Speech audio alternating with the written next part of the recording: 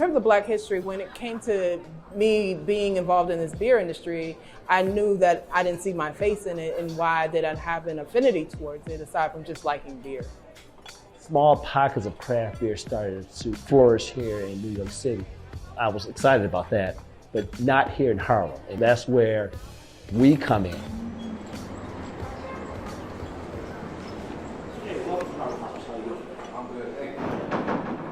My taste for beer, guys, started kind of before craft. It was more microbrewery.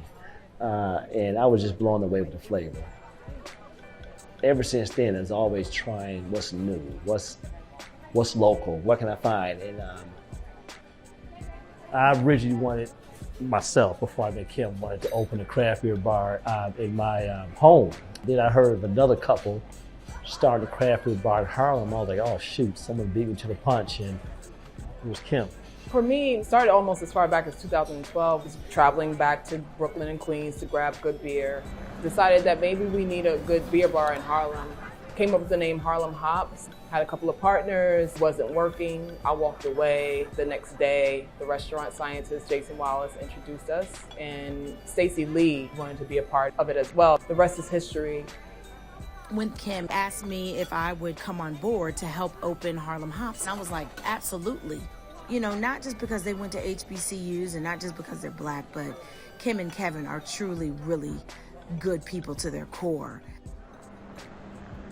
You know, this area here, Harlem, didn't have the time to have a proper craft beer scene. So what we want to do is bring some of that goodness right here to Central Harlem.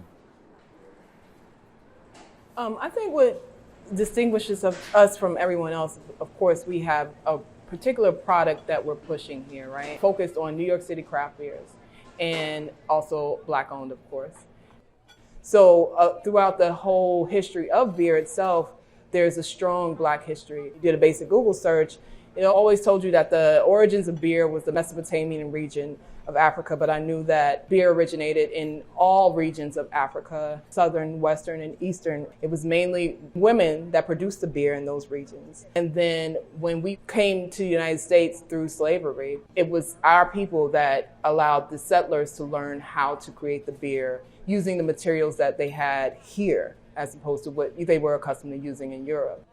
The tap system was created by Richard Spikes, which is also an African-American brother. Clearly, we're very rooted in this industry, yet we are not getting our claim in the marketplace. So for us, that's our goal, to not only just, introduce our people to a beer style that they aren't familiar with, but you should learn about these smaller brands and learn about the real way beer is supposed to be made, and it's not necessarily mass produced. Our goal is to also provide diversity and inclusion within an industry that we are now trying to reclaim for ourselves. That's one of the things I want other people to see, not only just in our industries, in their industries. Find out a way how you guys can collaborate with one another and build something bigger and helping each other keep funneling the money towards each other and staying within the community as a whole.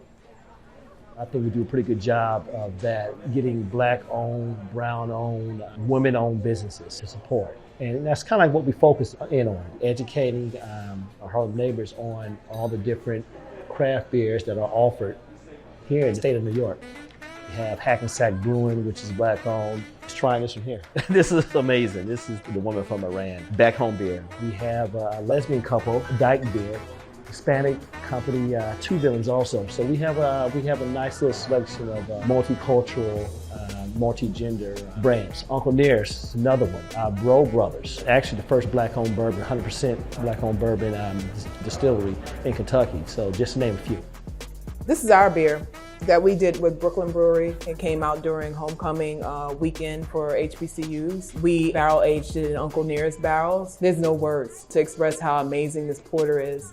Harlem Hops is our scholarship fund, one of the best initiatives that we have. The sales of the beer, t-shirt sales, sweatshirt sales, glass sales that go towards Harlem students that are entering their freshman year into HBCUs. We really wanted to give back to the community, That's something that we really pride ourselves on. We want to make sure that Black and brown kids, when they see us, they know that they too can achieve entrepreneurship. Well, I know we have an upcoming beer that we're brewing with Forest City for Black History Month.